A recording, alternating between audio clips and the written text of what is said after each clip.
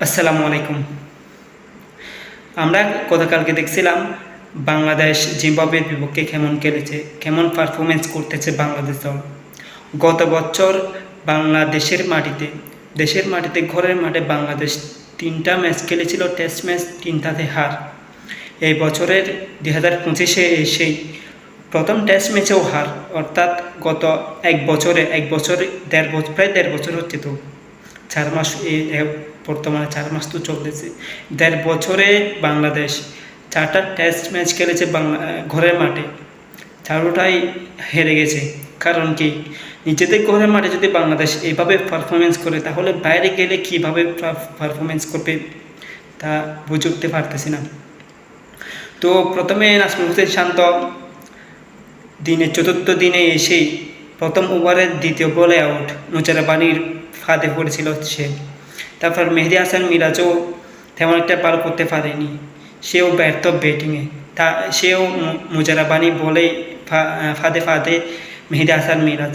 তো তাদের উপর কিছুটা ভরসা ছিল, রান কিছুটা এগিয়ে নিয়ে যাবে, তবে তারা সেটা করতে পারেনি। শেষের দিকে এসে জাকের আলী অনেক ভালো খেলেছে। সবাই তো তার উপর ভরসা করেছিল, সবাই তো তার উপর ভরসা করে সে ভরসার প্রতিদান দেয় জাকের আলী অনেক।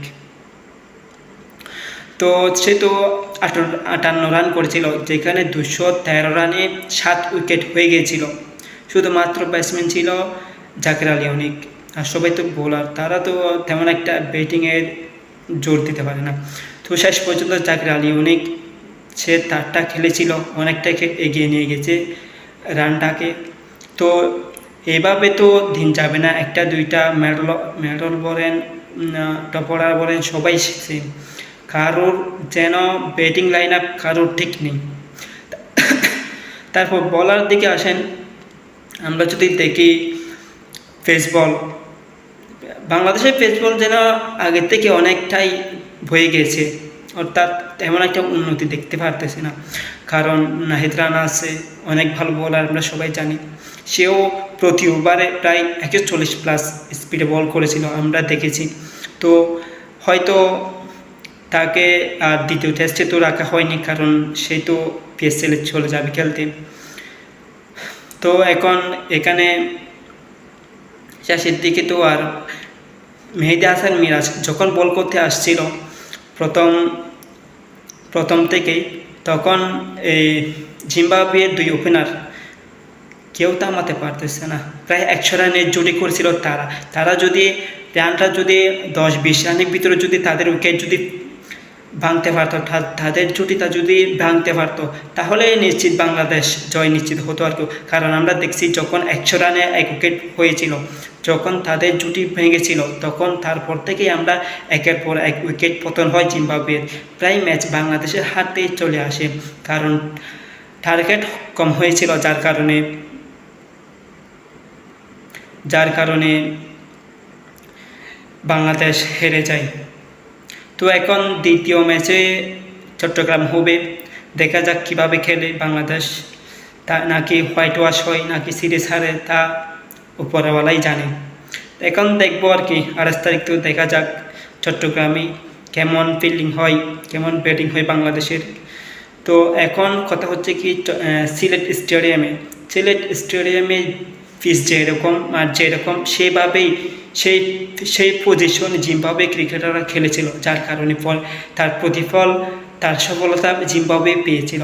বাংলাদেশের মাটিতে বাংলাদেশের টাইগাররা বুঝতেছে না, যে খেলোয়াড়রা বুঝতেছে না যে কীভাবে খেললে আরও উন্নতি হবে, সেইটা তাদের কোনো ধারণা নেই। আর জিম্বাবুয়ে খেলেছিল তাদের ঘরের মাঠের মতো, কোনো ডর ভয় নেই। তো শেষ পর্যন্ত হেরেছে টাইগাররা।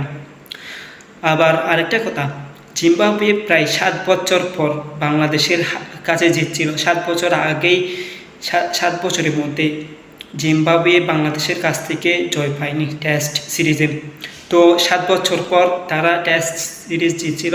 আর দ্বিতীয় কথা হচ্ছে, তারা পুরো টেস্ট সিরিজে 4 বছর পর এই প্রথম একটা টেস্ট ম্যাচ জিতছে জিম্বাবুয়েরা। তারা জয়ের দ্বারাই ফিরছে। হয়তো বাংলাদেশের পর আরও অনেক টেস্ট আছে তাদের, তারাও কিন্তু সেভাবে ভালো করবে, কারণ তাদের ভালো ভালো বোলার আছে, ব্যাটিং আছে, আমরা দেখছিলাম। আর আগের থেকে অনেকটাই এগিয়ে গেছে জিম্বাবুয়ে। বাংলাদেশের ক্ষেত্রে ধরতে গেলে বাংলাদেশের ক্ষেত্রে জিম্বাবুয়ে অনেকটাই এগিয়ে আছে। বাংলাদেশ যত পিছিয়ে যাচ্ছে, সামনের দিকে এগিয়ে এগিয়ে যাওয়া তাদের ক্ষমতাটা হারিয়ে যাচ্ছে। আর আর বাইরেরটা দেখেন, বাইরের যে কোনো দেশ, যে কোনো খেলোয়াড়, তারা যত যেন উন্নতির দিকে যাচ্ছে। তো জানি না বাংলাদেশ কবে জয়ের দ্বারায় ফিরবে, কবে ভালো করবে, বোলিং, ব্যাটিং, ফিল্ডিং। তো সেটা দেখার বিষয়। এখন উপরওয়ালাই জানে কবে বাংলাদেশের জয়ের দেখা পাবে ঘরের মাঠে টেস্ট সিরিজে। এই হলো কথা। সবাই ভালো থাকবেন। আল্লাহ হাফেজ।